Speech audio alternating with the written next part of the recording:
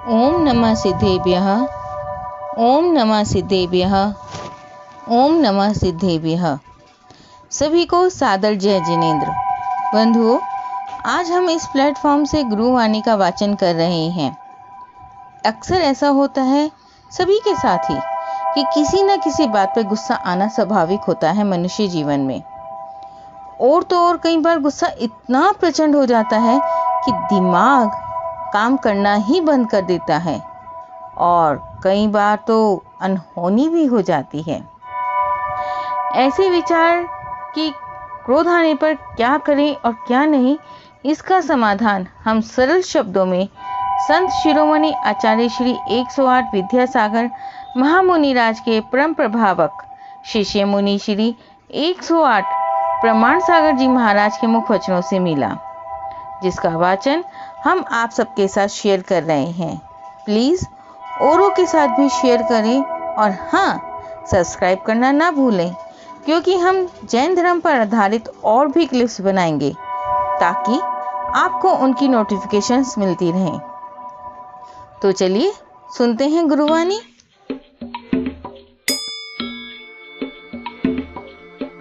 क्षणताएं प्रकट हो जाती है जो उसके साधारण जीवन को असाधारण बना देती है। वो संसार में रहता जरूर है, लेकिन संसार में रहते हुए भी वो संसार से अलिप्त रहता है। सम्यक दर्शन की इसी भाव भूमिका पर विगत दिनों आप सबसे लंबी चर्चा हुई। सम्यक दर्शन के 8 अंग बताए गए। सम्यक दृष्टि के जीवन में आने वाली अन्य विलक्षणताओं में आज से मैं 4 विशेष बातों की चर्चा आप सबसे कर रहा हूं, जो हमारे सही दृष्टि होने के प्रतीक हैं। मेरी दृष्टि सही है या नहीं, सम्यक दर्शन का मतलब है सही दृष्टि, यथार्थ दृष्टि, सत्य दृष्टि। कोई भी व्यक्ति अपनी दृष्टि को गलत नहीं मानता, हर कोई अपनी दृष्टि को सही मानता है। तो मेरे अंदर मेरे जीवन के प्रति यदि सही दृष्टि है तो कुछ खास गुण मेरे भीतर अभिव्यक्त होने चाहिए। उनकी अभिव्यक्ति इस बात का प्रमाण है कि मेरे जीवन की दिशा और दृष्टि सही है। वो है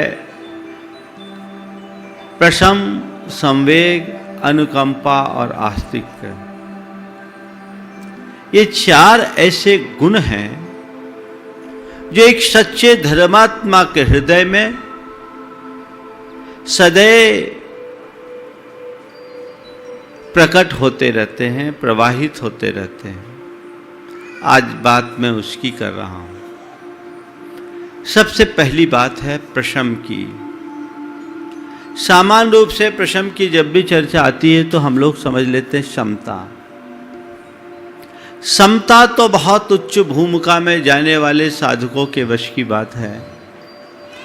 वहां जब हम पहुंचे तब पहुंचे, लेकिन आज प्रशम की जब बात मैं आप सबसे करने जा रहा हूं, वो क्षमता की नहीं है, स्थिरता की।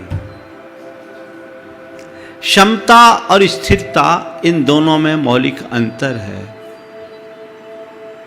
क्षमता का मतलब है रंच मात्र प्रभावित न होना, और स्थिरता का मतलब है बहाव में न बहना, ठहराव बनाए रखना। समता काफी ऊंची हाइट की बात है, लेकिन व्यवहारिक जीवन में हमें भले क्षमता को पूरी तरह ना अपना सकें, स्थिरता तो ला ही सकते हैं। आज मैं उसी स्थिरता की बात आप सबसे करने जा रहा हूं, जिसका संबंध है प्रशम से। प्रशम का मतलब होता है क्रोधादि कषायों का अनुद्रेक। हमारे आपके सबके हृदय में कषाय हैं, पैशंस हैं। उनका प्रभाव हमारे जीवन में हीनाधिक मात्रा में दिखता है। हर कोई कषायों से प्रभावित है, ठीक है। कषायों से प्रभावित होना और कषायों के बहाव में बह जाना, गुस्सा होना और गुस्से में पागल होना, मान करना, मान में फूल जाना, माया होना और माया की मूरत बन जाना, लालच होना और लोभ में अंधा हो जाना। इनमें अंतर है या नहीं? बोलिए। अपने मन से पूछो, मैं कहां हूं? मैं गुस्सा करता हूं या गुस्सा में पागल होता हूं? मेरे अंदर मान है या मैं मान में फूला रहता हूं? मैं माया करता हूं या माया की मूरत बन बैठा हूं? मेरे अंदर लालच है या मैं लालच में अंधा हो उठा हूं? दूसरे को मत देखना, ये अपने भीतर झांक के देखने की बात है। यदि पहले स्तर की बात है तो कोई ज्यादा चिंता की बात नहीं है, लेकिन दूसरे स्तर की बात है तो इससे बड़ी चिंता की बात नहीं है। थोड़ा देखो क्या होता है। गुस्से से शुरुआत करो, चारों की बात मुझे करनी है। गुस्सा आना एक घटना है और गुस्से में पागल हो जाना दुर्घटना। गुस्सा आया, उस गुस्से को हमने वहीं खत्म कर दिया, वहीं दबा दिया, मामला खत्म। लेकिन यदि हम गुस्से के बहाव में बह गए तो उससे खतरनाक कोई नहीं। आज 4 बातें आप सबसे कहूंगा। उद्रेक, आवेग, उद्वेग और विवेक। उद्रेक, आवेग, उद्वेग और विवेक। उद्रेक क्या है? कषायों की तीव्रता का नाम उद्रेक है। हमारे अंदर ऐसी भावनाओं का बहाव है कि मैं अपने आप को संभाल ही ना पाऊं, यह उद्रेक है। जब भावों का उद्रेक उठता है तो मनुष्य कुछ भी नहीं समझ पाता है। उस समय कहते हैं होश हवास खो जाता है, आपे से बाहर उड़ता है। उसकी दशा पागल जैसी हो जाती है। अगर यह उद्रेक है तो मान करके चलना तुम अभी धर्म से बहुत दूर हो। देखो, अपने गुस्से को टटोल करके देखो। जब तुम्हारे अंदर गुस्सा आता है तो क्या करते हो? बोलो। महाराज, जो जबान में आता बक देते हैं, जो बन पड़ता वो कर बैठते हैं। ऐसा अब बाद में पछताते हैं। अगर गुस्से के आवेग में तुम बह जाओगे तो तुम्हारा जीवन दूभर होगा। जीवन को नरक बना देता है यह उद्रेक। आत्मा के अधपतन का कारण है यह उद्वेग। उस उद्रेक से अपने आप को बचाइए, रोकिए नहीं। मेरे अंदर क्रोध आए तो आए, लेकिन मैं क्रोध में भी इतना बोध रखूंगा कि क्रोध के बहाव में न बह सकूं। क्रोध के बहाव में अपने आप को नहीं बहने दूंगा। ये प्रयास, ये कोशिश हमारी होनी चाहिए। और यदि ऐसी कोशिश होगी तो हम अपने आप को बखूबी सुधार सकते हैं, अपने जीवन में बहुत बड़ा परिवर्तन घटित कर सकते हैं। बहुत सारे लोग हैं जो गुस्से की घड़ी में अपना सारा विवेक खो बैठते हैं। उनको कुछ पता नहीं चलता कि मैं क्या कर रहा हूं। एक सच्चे धर्मात्मा की एक खासियत होती है कि उसके मन में जब कभी भी गुस्सा आता है तो वो क्रोध में भी बोध रखता है। अपने मन पर गुस्से को हावी नहीं होने देता। अपने आप पर नियंत्रण रखने की क्षमता रखता है। वो आत्म नियंत्रण से आता है। और ये नियंत्रण आप लोग भी कई बार करते हो। देखो, जो गुस्सा तुम्हारे घर में आता है, गुस्सा घर में आता है, वैसा ही गुस्सा कभी दफ्तर में भी आता होगा, अपने मित्रों के बीच भी आता होगा, अपनी दुकान पर भी वैसा निमित्त आता होगा, आता है। पर क्या सब जगह एक सा गुस्सा करते हो? क्या करते हो? हाँ महाराज, घर में जब गुस्सा आता है तो बेफिक्र होकर प्रकट कर देते हैं, कोई चिंता नहीं करते, और जो होती है पूरी भड़ास निकाल डालते हैं, चाहे उसका कोई भी खामियाजा क्यों ना उठाना पड़े। कभी कभी तो लोग गुस्से में घर की सामग्री भी नष्ट कर डालते हैं, जीवन ही बर्बाद। लेकिन ऐसा गुस्सैल आदमी भी यदि कहीं काम करता हो और उसका बॉस उसे झाड़ लगाए तो क्या करते हैं? उस समय तो कुछ बोल भी नहीं पाते, भाव भंगिमा भी नहीं बिगाड़ते, क्योंकि उससे भी कैरियर का संकट खड़ा हो जाता है। चुपचाप सुन लेते हैं, बल्कि यूं कहें दांत निपोड़ते हुए बाहर चले आते हैं, है ना? हाँ, क्या हुआ? यहां तुमने गुस्से के बहाव में बहने से अपने आप को कैसे बचाया? किसने बचाया? तुम्हारे विवेक ने। जहां विवेक होता है वहां उद्रेक नहीं होता।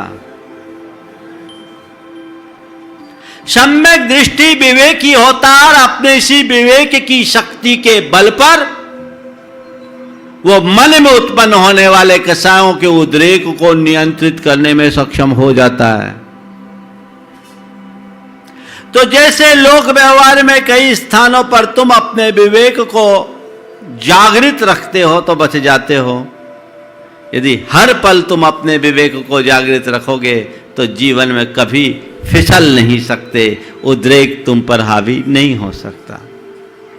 तुम्हें अपने नौकरी की चिंता है, तुम्हें अपने व्यापार की चिंता है, तुम्हें अपने व्यवहार की चिंता है, तुम्हें अपने लोक संपर्क और संबंध की चिंता है, वहां तुम अपने आप को नियंत्रित कर लेते हो। जिस दिन तुम्हारे मन में तुम्हारे जीवन की चिंता होगी, तुम्हारे परिवार की चिंता होगी, तुम्हारे आंतरिक संबंधों की चिंता होगी, तुम्हारे प्रेम का भाव प्रकट होगा, ये विवेक जागृत होगा और हर जगह गुस्से का उद्रेक शांत हो जाएगा। हो सकता है कि नहीं? विवेक एक बहुत बड़ी ताकत है जो हमें बहाव में बहने से बचाती है। अपने विवेक को जागृत रखो, और विवेक की जागृति का आधार क्या है? स्वरूप का बोध। किसका बोध? स्वरूप का बोध। मैं कौन हूं? मेरा स्वरूप क्या है? मैं कहां हूं? अगर तुम इसका बोध रखोगे तो कभी कोई गलत काम नहीं कर सकते, लोक व्यवहार में भी और अंतरात्मा में भी। बाहर से बात को शुरू करके मैं आपको अंतर लेके चलता हूं। आज मैं हर पल इस बात का स्मरण रखता हूं कि श्रमणो हम, मैं मुनि हूं। इस बात का एहसास और आभास हमारे अंतश्चेतना में है।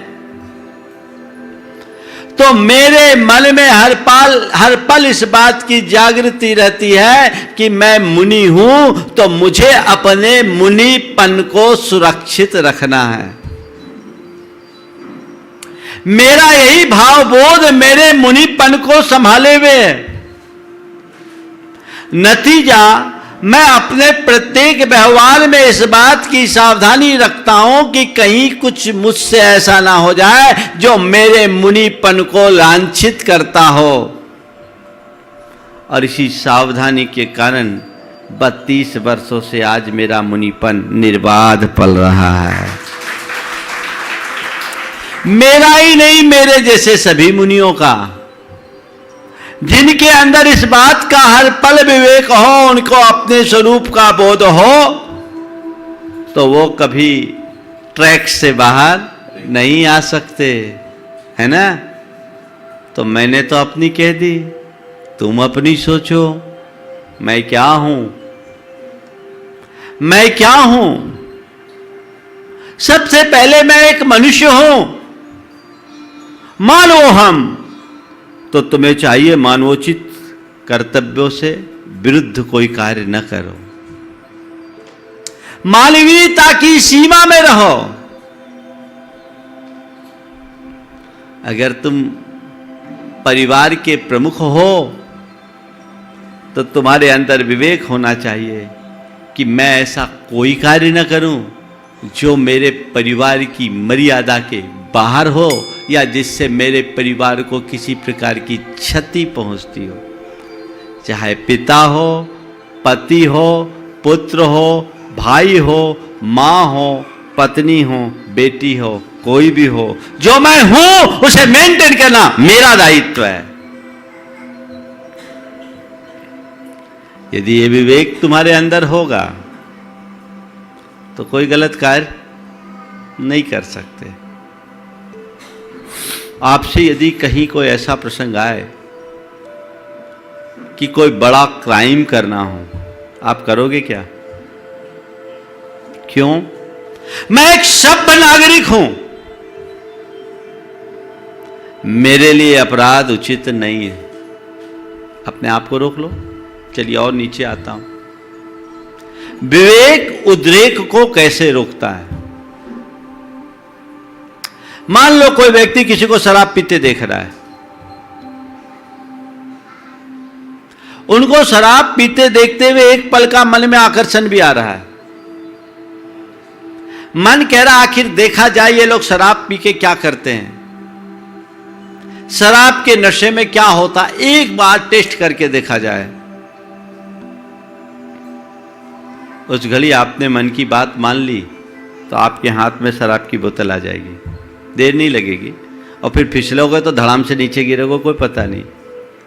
लेकिन उसी घड़ी हमारे अंदर का विवेक कहता नहीं, ये मेरे लिए हितकर नहीं है, किसी भी अर्थ में मेरे लायक नहीं है, क्योंकि मैं जिस संस्कारों में पला बड़ा हूं उसके योग्य नहीं है, न मेरे कुल के गौरव के अनुरूप है, न मेरे समाज के गौरव के अनुरूप है, न मेरे धर्म के गौरव के अनुरूप है, न ही मेरे जीवन के हित के अनुरूप है। ये मेरे स्वरूप के विरुद्ध है, मुझे नहीं करना। तुम्हारे अंदर का ये विवेक तुम्हें तत्क्षण रोकेगा। रोकेगा कि नहीं?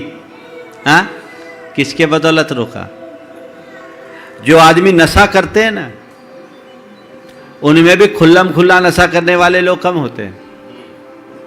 माँ बाप सामने हो, गार्जियन सामने हो, तो उस समय वो नशा करना नहीं चाहेंगे। क्यों? इनके सामने करना ठीक नहीं है। ये कोडिंग माइंड में डाली हुई है, ये विवेक है। इसको विस्तारित कर दो तो किसी के सामने नहीं कर सकोगे। अभी तुम्हें यह लगता है कि नहीं, बड़ों के सामने ये कार्य करना ठीक नहीं, जिस दिन ये समझ में आ जाएगा खुद की आंखों के सामने ये कार्य करना ठीक नहीं, जिंदगी में कभी नहीं कर पाओगे। ये विवेक है। तो विवेक से उद्रेक शांत होता है। गुस्सा आए, गुस्से में पागल होने से बचना है तो गुस्सा के घड़ी में विवेक रखो। ये सोचो, मैं कौन हूं, मैं कहां हूं, मेरी भूमिका क्या है। इतना विवेक आ गया, तत्क्षण शांत हो जाओगे। जहां जहां विवेक रखते वहां उद्रेक नहीं। पर पता नहीं घर में घुसने के बाद तुम लोग क्या होता है। एक बार एक ने कहा, महाराज जी हम लोग सोचते हैं जैसे किसी की जब तक नौकरी नहीं रहती तो वोकेशनल पीरियड में रहते तो बहुत सावधान रहता है, और जब नौकरी पक्की होती है तो सोचता 32 वर्ष की नौकरी तय हो गई, तो फिर वो थोड़ा बेभान हो जाता है। ऐसे ही हम लोग ये सोचते हैं घर में घुस गए, अब क्या होना है, परमानेंट है, यहाँ कुछ होना जाना थोड़ी है। यही तुम्हारी कमजोरी है। बल्कि मनुष्य को ज़्यादा समय घर पे रहना है तो उसे घर में संयत रहने की कोशिश करनी चाहिए। क्रोध आए, क्रोध में अंधे न, क्रोध में पागल मत हो। मान हो तो मान में फूलो मत। माया हो नियंत्रित करो, माया की मूरत कभी मत बनो। और लालच हो होने दो, लालच में अंधा होने की स्थिति कभी मत आने दो। ये उद्रेक को विवेक से नियंत्रित करने का एक मार्ग है। अभी बताऊंगा आपको कि विवेक कैसे जगाए। दूसरा है उद्वेग। ये भी हमारे अंदर का एक पैशन है। उद्वेग का मतलब व्यग्रता, बेचैनी, चिंता, डर, ये सब उद्वेग है। ये हमारा एक भावनात्मक वेग है। कुछ लोग थोड़ी थोड़ी बातों में उद्विग्न हो जाते हैं, डर जाते हैं, भयभीत हो जाते हैं, चिंतातुर हो जाते हैं, विचलित हो जाते हैं, हैरान परेशान हो जाते हैं। अरे भाई, परेशान क्यों होते हो? एक सम्यक दृष्टि धर्मात्मा के सामने जब कोई ऐसी बातें आती है तो आम आदमी जिसे परेशानी समझता है, धर्मात्मा उसे चुनौती मानता है। क्या बोला मैंने? आम आदमी जिसे परेशानी समझ करके घबराता है, धर्मात्मा उसे चुनौती मानकर स्वीकारता है और अपनी कुशलता से उस चुनौती को एक उपलब्धि में परिवर्तित कर डालता है। उद्वेग हावी मत होने दीजिए। मन में भय, चिंता मत आने दीजिए। किस बात का भय, किस बात की चिंता, किस बात की फिक्र, किस बात से परेशान? अरे भाई, जब मुझे पता है कि संसार के सारे संयोग कर्म के अधीन हैं, ये संयोग बनेंगे, बदलेंगे, तो बाहर का ही परिवर्तन है। मेरी आत्मा में न तो आज तक कुछ परिवर्तन हुआ है न होगा। ये विवेक मेरे भीतर है। ये संयोग बाहर का संयोग है, बन रहा है, बदल रहा है, बनते बदलते रहेंगे, इन्हें कोई रोक नहीं सकता। मैं इन संयोगों में क्यों उलझूं? जो है उसका सामना करूंगा। अच्छा है तो भी बीतेगा और बुरा है तो भी बीतेगा। किस बात का उद्वेग? अपने मन से पूछो। जब कभी भी कुछ प्रतिकूल प्रसंग आते हैं तो तुम्हारी स्थिति क्या रहती है? स्थिरता रहती है या घबराहट? क्या करते हो? थोड़ा जोर से। हाँ, घबरा जाते हैं ना? क्यों घबराते हो? क्या घबराहट से उसका समाधान मिलता है? हाँ? अगर तुम अपने आप को धर्मात्मा समझते हो तो आज से तय करो, मेरे जीवन में चाहे जैसी परिस्थितियां क्यों ना आएगी, मैं उनसे घबराऊंगा नहीं। परेशानी को परेशानी के रूप में देखने की जगह उन्हें एक चुनौती के रूप में देखूंगा और अपनी कुशलता से उसे एक उपलब्धि में परिवर्तित कर डालूंगा। ये क्षमता अपने अंदर विकसित करो। उसे मुझे बदलना है, ये मेरे अंदर क्षमता है। अंजना के ऊपर कितनी बड़ी विपत्ति आई। पति के घर से बाहर निकाली गई तो पिता का दरवाजा भी बंद हो गया। क्या की थी अंजना? घबराई, भयातुर हुई, चिंताग्रस्त हुई, रोना रोई। क्या की? बोलो, क्या की अंजना ने? चलो कोई बात नहीं, कर्म का उदय है, ये संसार है। अशुभ कर्म का उदय आने पर अपने भी पराये हो जाते हैं। कोई बात नहीं, कर्म को यही खेल खिलाना है तो मैं तैयार हूं। चलो, अब कर्म तू मुझे जहां ले चलता है मैं चलने को तैयार हूं। मुझे मालूम है कि तू कितना भी बड़ा खेल खेलेगा, मेरे ऊपर के चोले से तू खेल सकता है, मेरे स्वरूप तक तो तेरी पहुंच ही नहीं है। ये विवेक उसके भीतर था। मेरे स्वरूप तक तेरी पहुंच नहीं है, तू मेरी आत्मा के एक प्रदेश को भी इधर से उधर करने की क्षमता नहीं रखता। ठीक है, तुझे जो खेल खिलाना है खेल, रंच मात्र भी उद्वेग अंजना के मन में नहीं आया। उसने अपनी स्थिरता रखी, परिणाम अंजना का दुख भी सुख में बदल गया, विपत्ति भी संपत्ति में परिवर्तित हो गई। थोड़ा कुछ हुआ नहीं, हाय तौबा मचाना शुरू कर देते हो। होता है, ढेर प्रकार के ठटकर्म करने लगते हो, 70 मड़िया पूजने जाने लगते हो, और उसके बाद भी चारों तरफ के थपेड़े खाते रहते हो। मिलता क्या है? बोलो, क्या मिलता है? कुछ मिलता है क्या? तो ये एक धर्मात्मा, एक ज्ञानी की पहचान है, जो जीवन में आने वाली ऐसी विषमताओं से, ऐसी विषम स्थितियों से रंच मात्र नहीं घबराता। कहता आंदो देखता हूं। स्वरूप का बोध है जो विवेक को जागृत किए हुए, वही हमें बचा करके रखता है तुम्हारे पास ये कुंजी? कुंजी तो सबके पास है, पर भूले बैठे हो। एक के मकान का दरवाजा बंद था, ताला लगा हुआ था, अब बहुत देर से वो चाबी ढूंढ रहा था, ताला कैसे खोलूं, बड़ा परेशान, मकान में कैसे जाऊं, सर्द रात, हिमपात हो रहा है, दरवाजा बंद है, अब पूरा शरीर अकड़ा जा रहा है, इधर ढूंढ रहा, उधर ढूंढ रहा, अड़ोसी से पूछ रहा है, पड़ोसी से पूछ रहा है, चाबी कहां, चाबी कहां, चाबी कहां, चाबी कहां, हैरान परेशान। पर बाद में ध्यान आया, चाबी उसके कोट के भीतर की जेब में पड़ा। चाबी कहां थी? कोट के भीतर की जेब में। जब पहले से पता होता तो इतना परेशान होता। कुंजी तुम्हारे पास है, पर तुम्हें उसका पता नहीं।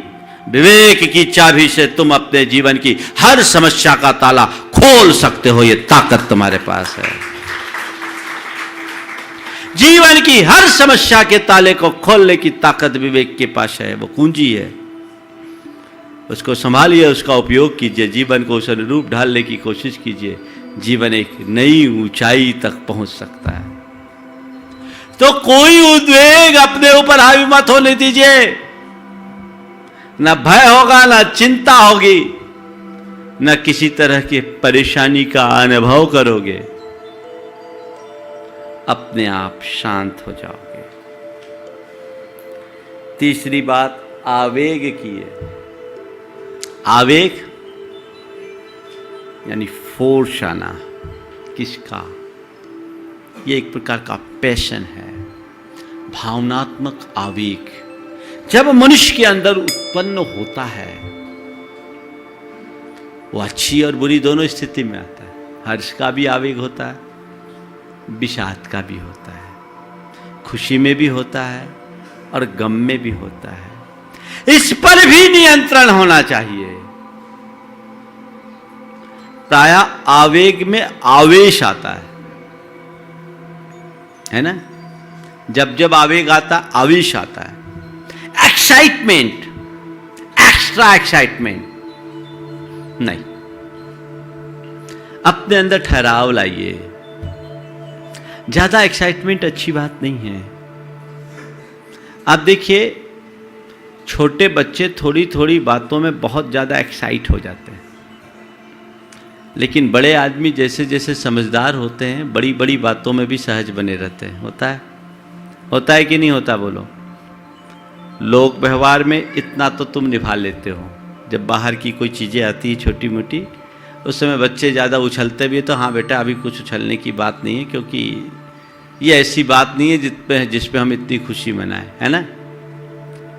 लेकिन जब भीतर की बातें होती है, उसको लेकर कितना आवेश आता है। ये आवेग चाहे क्रोध का हो, चाहे मान का हो, चाहे माया का हो चाहे लोभ का हो, बड़ा खतरनाक है। देखिए आवेग हमें कैसे ले डूबता है।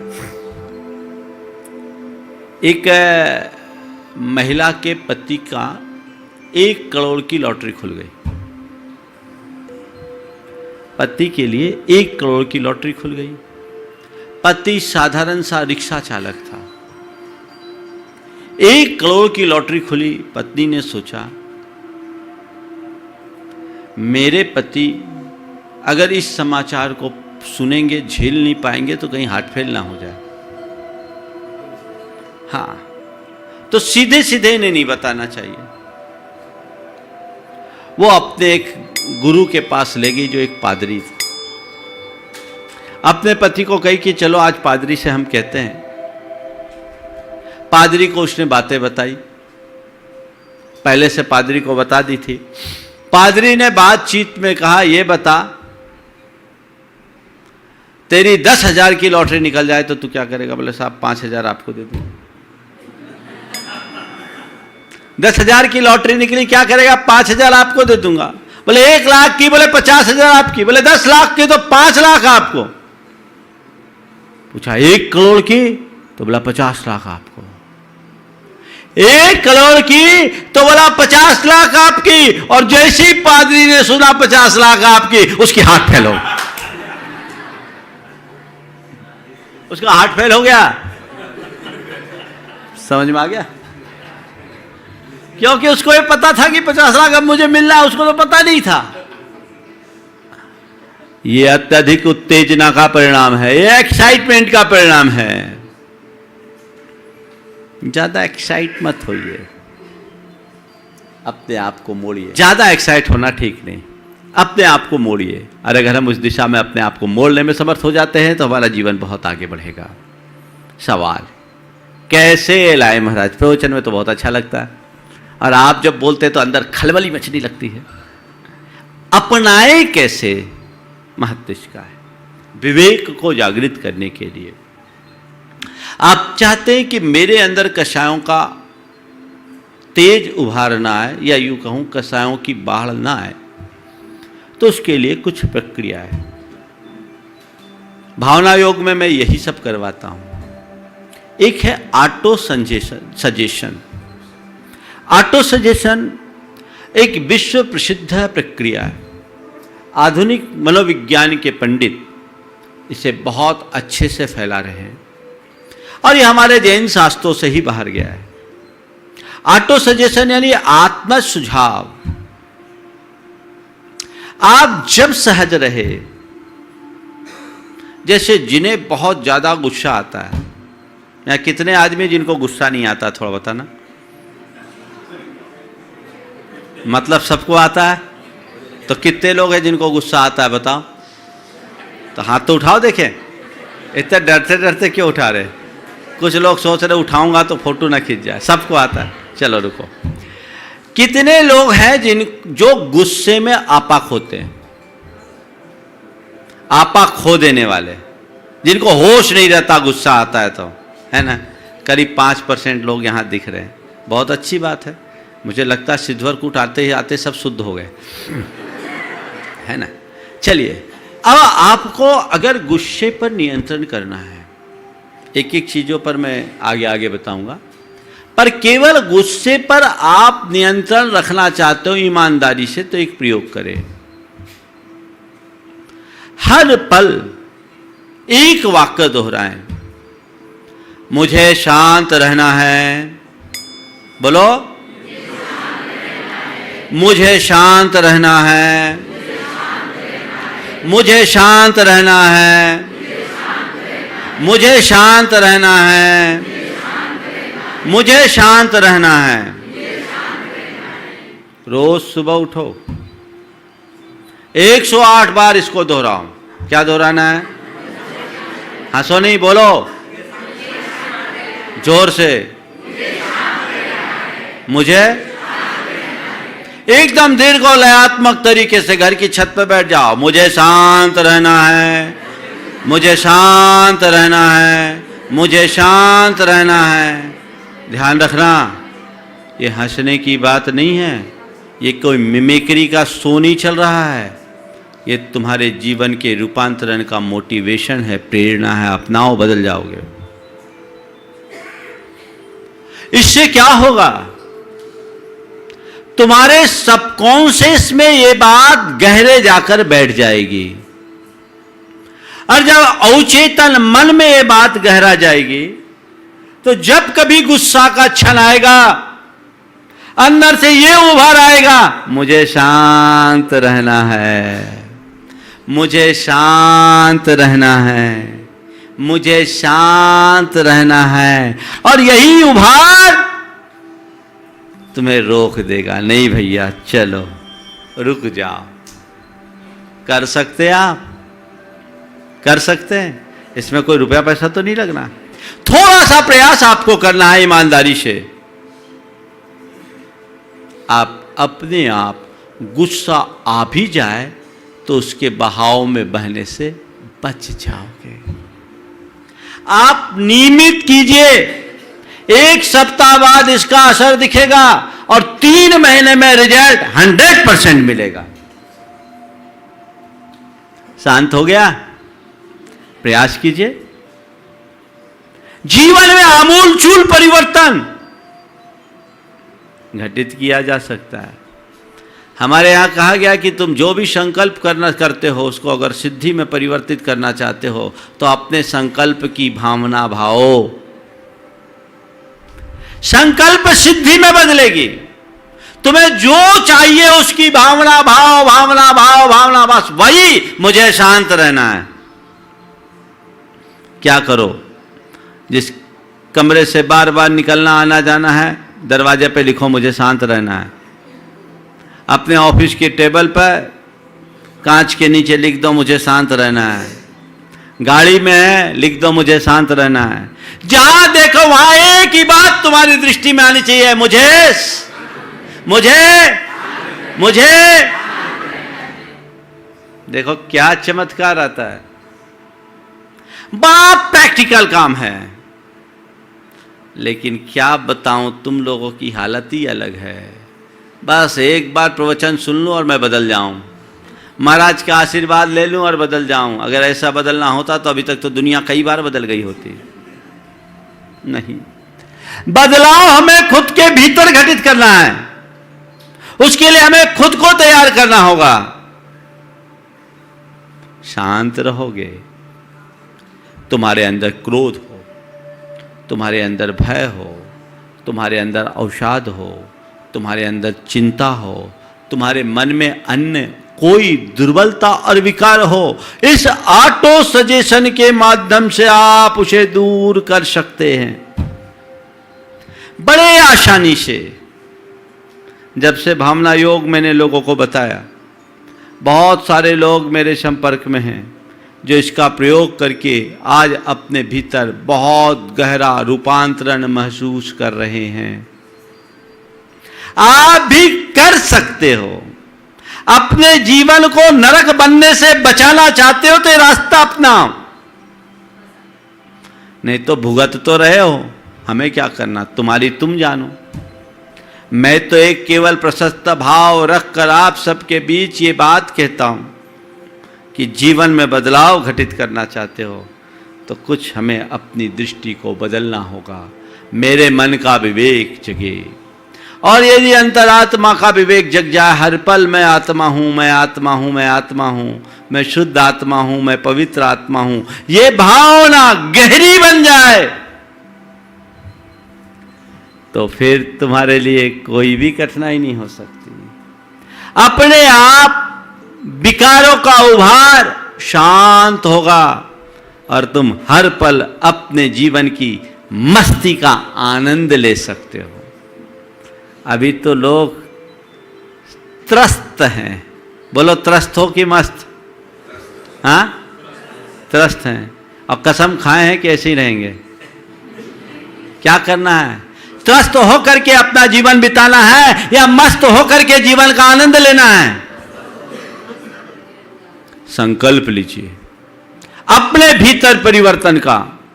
तय कीजिए कि नहीं, मैं वह पाना चाहता हूं जो मैं हूं, मैं वह बनना चाहता हूं जो मैं हूं।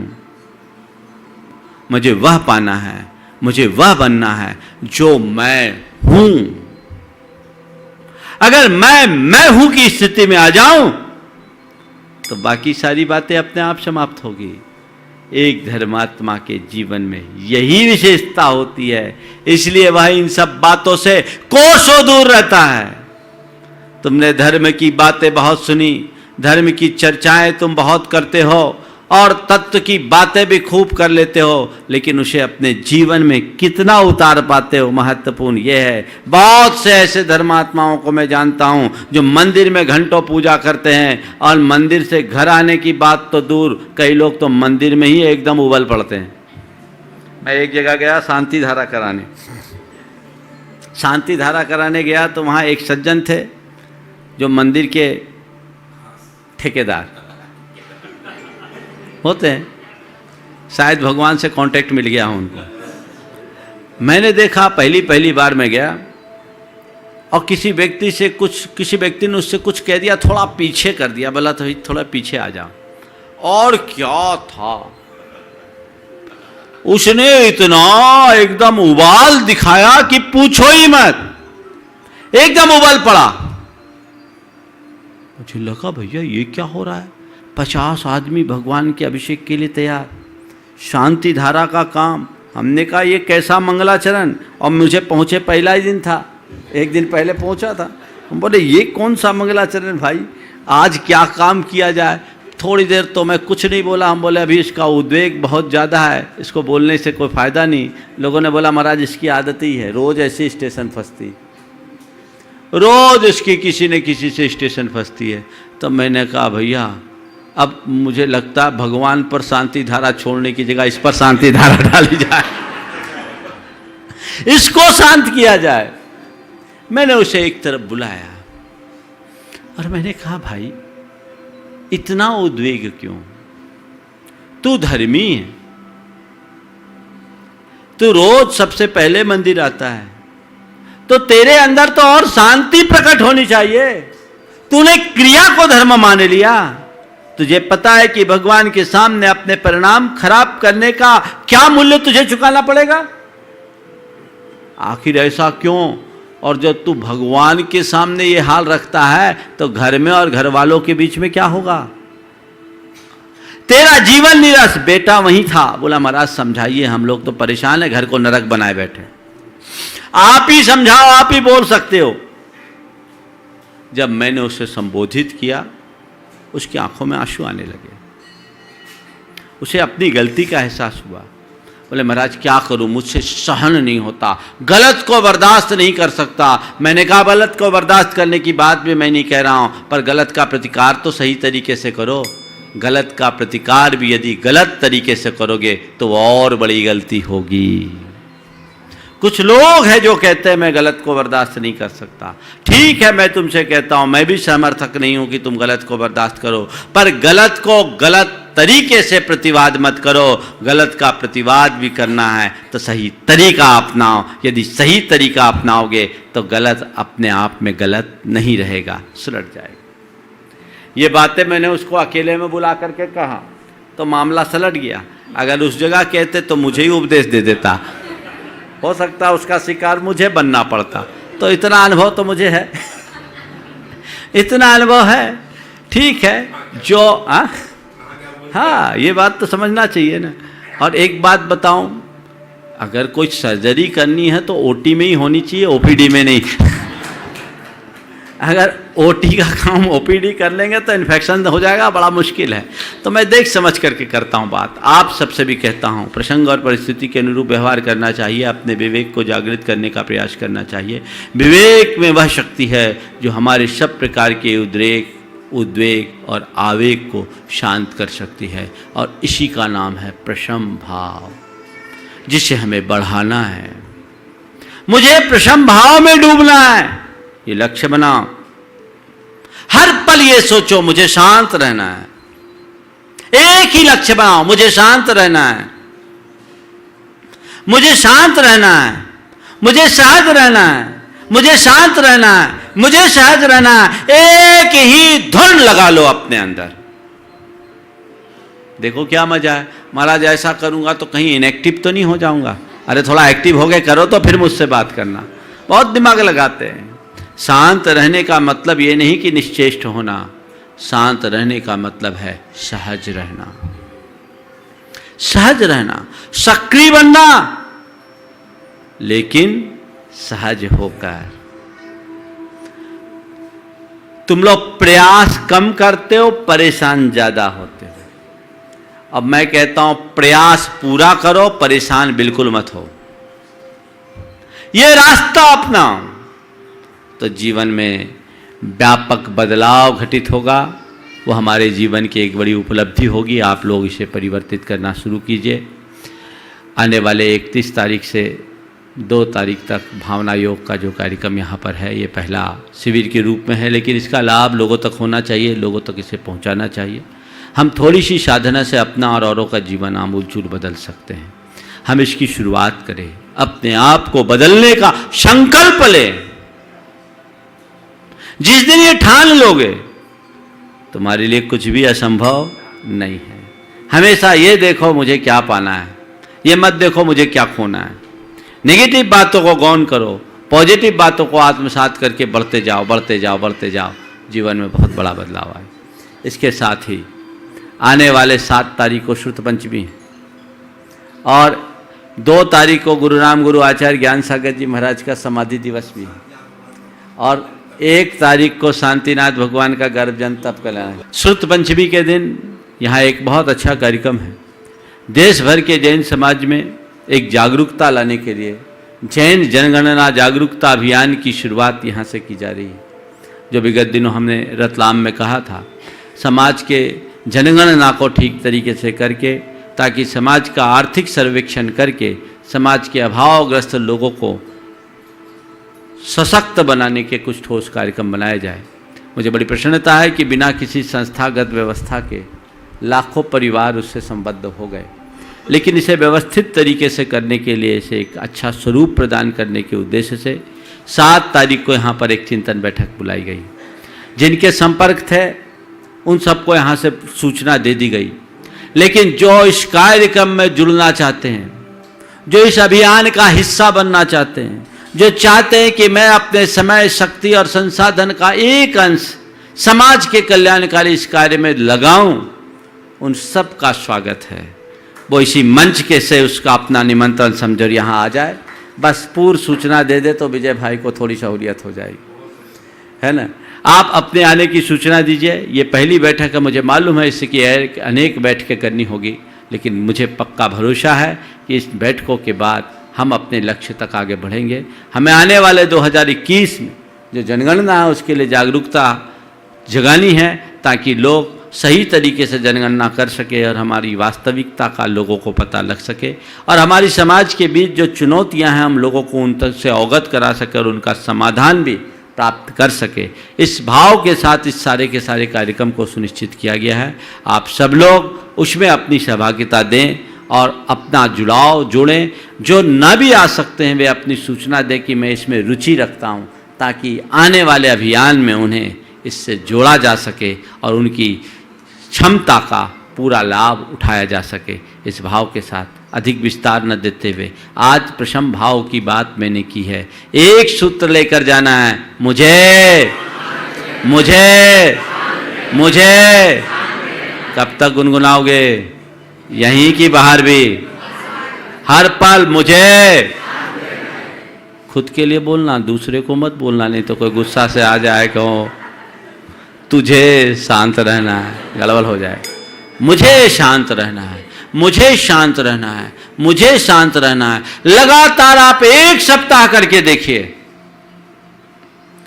इसका प्रभाव आप देखना शुरू कर लोगे, और 3 महीना करोगे तो अलग ही रूप अनुभव में आएगा। आप करिए और जीवन को चमत्कृत कीजिए। इस भाव के साथ मैं विराम दूंगा। जय बोलो परम पूज्य आचार्य गुरुवर श्री विद्यासागर जी की जय जय। तो मिलते हैं अगली क्लिप में, तब तक आप हमारे साथ यूं ही बने रहिए। सभी को सादर जय जिनेंद्र।